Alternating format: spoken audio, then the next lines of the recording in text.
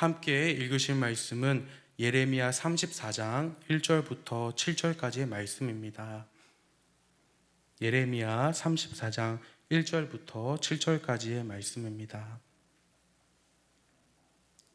찾으신 줄 알고요. 저희 한 목소리로 합독하시겠습니다. 바벨론의 느부갓네살 왕과 그의 모든 군대와 그의 통치하에 있는 땅의 모든 나라와 모든 백성이 예루살렘과 그 모든 성읍을 칠 때에 말씀이 여호와께로부터 예레미야에게 임하여 이르시되 이스라엘의 하나님 여호와께서 이와 같이 말씀하시니라. 너는 가서 유다의 시드기야 왕에게 아뢰어 이르기를 여호와의 말씀에 보라, 내가 이 성을 바벨론 왕의 손에 넘기리니 그가 이 성을 불사를 것이라. 내가 그의 손에서 벗어나지 못하고 반드시 사로잡혀 그의 손에 넘겨져서 내 눈은 바벨론 왕의 눈을 볼 것이며 그의 입은 내 입을 마주대하여 말할 것이요 너는 바벨론으로 가리라. 그러나 유다의 시드기야 왕이여 여호와의 말씀을 들으라. 여호와께서 내게 대하여 이와 같이 말씀하시니라.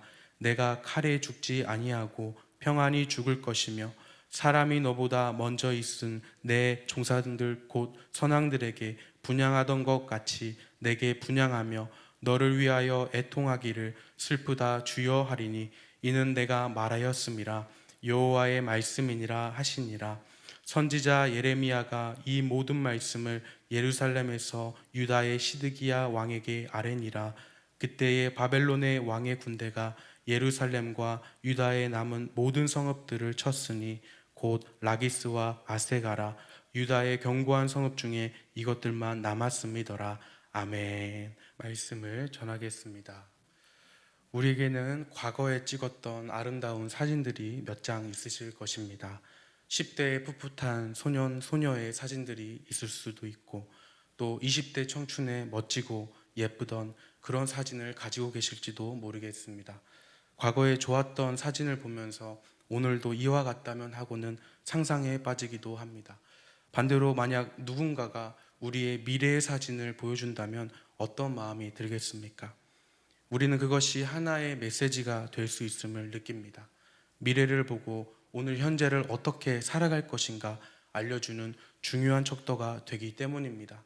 오늘 말씀은 하나님께서 유다의 마지막 왕 시드기야의 미래를 담은 사진을 예레미야를 통해 보여주고 계십니다. 이를 통해 오늘 우리에게 주시는 교훈이 무엇인지 함께 알아보기를 원합니다. 1절 말씀입니다. 바벨론의 느부갓네살 왕과 그의 모든 군대와 통치하에 있는 땅의 모든 나라와 모든 백성이 예루살렘과 그 모든 성읍을 칠 때에 말씀이 여호와께로부터 예레미야에게 임하여 이르시되. 현재 유다의 상황은 바벨론과 바벨론의 치하에 있는 나라들이 유다를 포위하고 있는 것입니다. 유다가 이처럼 큰 공격을 받게 된 표면적인 이유는 바벨론을 배신하고 애국과 동맹을 맺었기 때문입니다. 사실 이 시드기야 왕은 유다를 속국으로 세우기 위해 바벨론이 임명한 왕이었습니다. 그러나 유다 백성들이 반발하였고 또 바벨론에 순종하기를 거부한 시드기야는 애국과 동맹을 맺고 바벨론에 대항했던 것입니다. 그러나 이들의 위기의 결정적인 이유는 바벨론에 대항하는 것이 하나님의 뜻과는 정반대의 일이라는 것입니다. 하나님께서는 그동안 예레미야를 통해 바벨론 왕에게 투항하라, 그를 섬기라, 바벨론 왕의 멍에를 매라고 누누이 전했던 것입니다. 그 이유는 하나님께서 제약된 이스라엘을 심판하시고 또 동시에 다시 불러내셔서 회복시키는 계획이 있으셨기 때문입니다. 하지만 시드기야와 백성들의 반응은 어떠했습니까? 주님의 말씀이 들리지 않았고 주님의 경고에 귀를 닫으며 거짓 선지자를 신봉했던 것입니다. 그러한 유다 백성과 시드기야는 이제 포위를 당한 시점에 이르게 된 것입니다. 그때 하나님께서 예레미야를 통해 시드기야의 마지막을 전하고 있는 것입니다. 2절과 3절의 말씀입니다. 이스라엘의 하나님 여호와께서 이와 같이 말씀하시니라. 너는 가서 유다의 시드기야 왕에게 아뢰어 이르기를 여호와의 말씀에 보라, 내가 이 성을 바벨론 왕의 손에 넘기리니 그가 이 성을 불사를 것이라. 내가 그의 손에서 벗어나지 못하고 반드시 사로잡혀 그의 손에 넘겨져서 내 눈은 바벨론 왕의 눈을 볼 것이며 그의 입은 내 입을 마주대하여 말할 것이요 너는 바벨론으로 가리라. 하나님께서는 결국 예루살렘이 함락될 것이다, 그리고 시드기야는 포로가 될 것이다 라는 결말을 보여주고 계십니다. 이처럼 하나님께서 심판 중에서도 계속적으로 경고하시고 또 예레미야를 통해 미래를 보여주시는 이유는 무엇입니까? 그것은 시드기야가 듣고 돌아오라는 것입니다. 계속적인 주님의 경고는 주님의 관심이자 주님의 사랑인 것입니다. 관심이 없다면 말하지 않고 사랑이 없다면 신경을 쓰지 않는 것입니다. 망해가는 유다와 미래를 전혀 볼 수 없는 이 시드기야에게 계속적으로 예레미야를 보내신 것은 하나님의 신실하심 때문입니다. 시드기야의 미래는 어떤 모습으로 예언하고 있습니까? 그가 바벨론의 손에서 벗어나려고 하지만 벗어나지 못하고 사로잡힌다고 말합니다. 시드기야가 눈과 입을 돌려서 바벨론 왕에게 순종하지 않으려고 하지만 결국 그의 눈과 입은 바벨론 왕을 향하게 된다고 말합니다. 시드기야의 모습은 마치 물에 빠져서 허우적대는 사람과도 비슷합니다. 물에 빠진 사람을 구조하기가 가장 힘든 때는 살아보겠다고 몸에 힘을 주고 아둥바둥 헤엄을 칠 때라고 말합니다. 나의 힘으로 살려고 하다가 오히려 가라앉게 되고 구조대원도 위험에 빠지게 된다는 것입니다. 그래서 일부러 세게 머리를 내려쳐서 기절하게 만드는 것이 오히려 물에 빠진 사람을 쉽게 구조할 수 있다고 말합니다. 마찬가지로 시드기야 왕은 이미 영적으로 눈과 귀가 어두워서 예레미야를 통한 하나님의 음성이 들리지 않았고 자신의 지혜로 애국과 동맹을 맺어 상황을 극복하겠다는 결정을 내리게 된 것입니다. 그리고 결국 낭떠러지에 이르게 되었습니다. 그러나 하나님께서는 이렇게 멸망 중의 속에서도 희망의 소식을 전하고 계십니다. 4절과 5절의 말씀입니다. 그러나 유다의 시드기야 왕이여 여호와의 말씀을 들으라. 여호와께서 내게 대하여 이와 같이 말씀하시니라. 내가 칼에 죽지 아니하고 평안히 죽을 것이며 사람이 너보다 먼저 있은 내 조상들 곧 선왕들에게 분향하던 것과 같이 내게 분향하며 너를 위하여 애통하기를 슬프다 주여 하리니 이는 내가 말하였음이라. 여호와의 말씀이니라 하시니라. 앞선 암울한 미래와는 달리 다소 희망이 될 만한 말씀을 전하고 계십니다. 그것은 칼에 죽지 않고 평안히 죽는다는 것이고 또 후대들에게 분향을 받는 어느 정도의 왕의 명예를 가진다는 것입니다. 비록 유다는 멸망하고 시드기야는 패배하여 포로가 되지만 비참한 칼이 아니라 평안함과 왕의 대우를 받는 일이 있다고 말합니다. 그러나 학자들은 시드기야의 실제 이루어진 내용과는 다소 다르다는 점을 주목하고 있습니다. 열왕기서에서는 시드기야 왕의 실제 최후의 모습을 나타내고 있습니다. 제가 열왕기하 25장 6절과 7절 말씀을 읽어보겠습니다.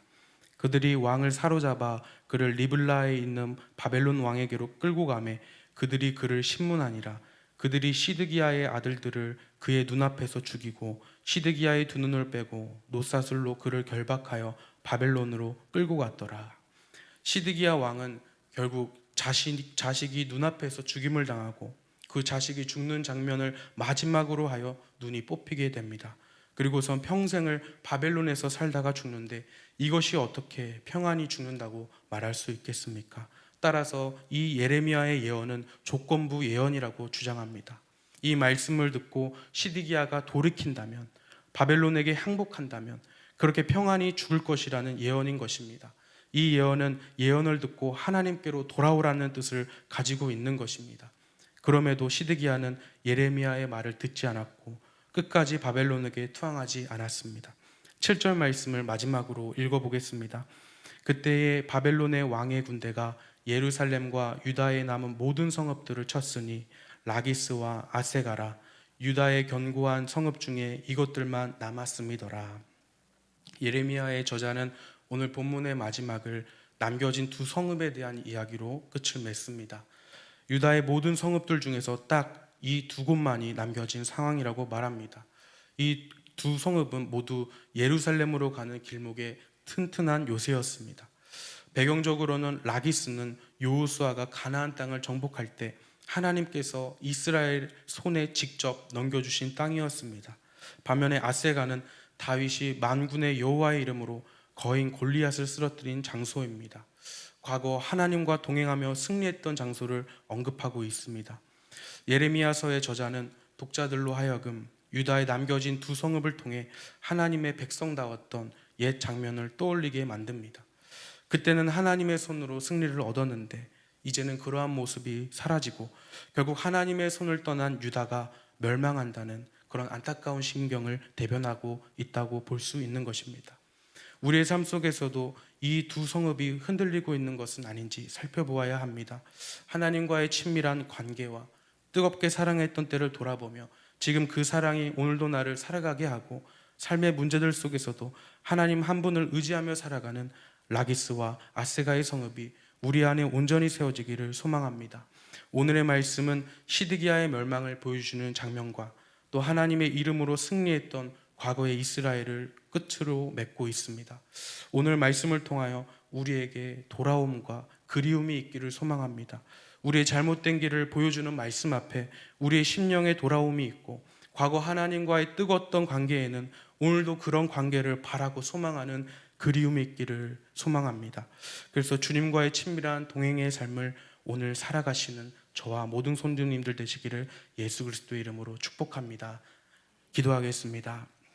하나님 아버지 은혜를 감사합니다. 하나님 심판 중에서도 돌아오라고 경고하시는 것은 하나님 우리를 너무나 사랑하시는 크신 사랑 때문인 줄로 믿습니다.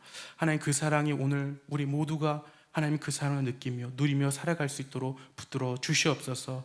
하나님 우리는 주님의 은혜 없이 살아갈 수 없사오니 주님과의 뜨거웠던 그 사랑의 관계를 우리 안에서 다시 회복시켜 주시고 날마다 주님과 동행하는 삶을 살아갈 수 있도록 붙들어 주시옵소서.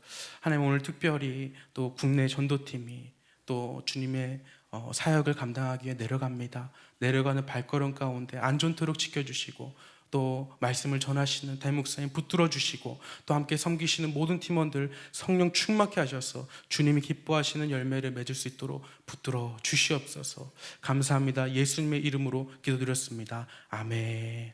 함께 주기도문으로 마치시겠습니다. 하늘에 계신 우리 아버지여, 이름이 거룩히 여김을 받으시오며 나라가 임하시오며 뜻이 하늘에서 이루어진 것 같이 땅에서도 이루어지이다. 오늘 우리에게 일용할 양식을 주시옵고 우리가 우리에게 죄 지은 자를 사하여 준 것 같이 우리 죄를 사하여 주시옵고 우리를 시험에 들게 하지 마시옵고 다만 악에서 구하시옵소서. 나라와 권세와 영광이 아버지께 영원히 있사옵나이다. 아멘.